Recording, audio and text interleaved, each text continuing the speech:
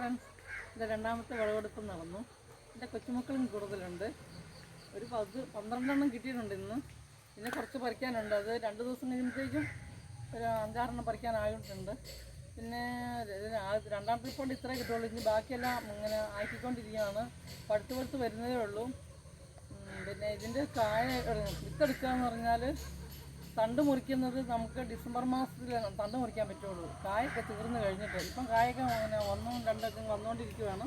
അതെല്ലാം കഴിഞ്ഞ് കായെല്ലാം തീർന്ന് കഴിഞ്ഞിട്ടാണ് നമ്മൾ തണ്ട് മുറിച്ച് പായ്ക്കാക്കുന്നത്. അത് കഴിഞ്ഞ് വേര് പിടിപ്പിച്ചിട്ടാണ് കൊടുക്കാൻ ഞാൻ ഉദ്ദേശിക്കുന്നത്.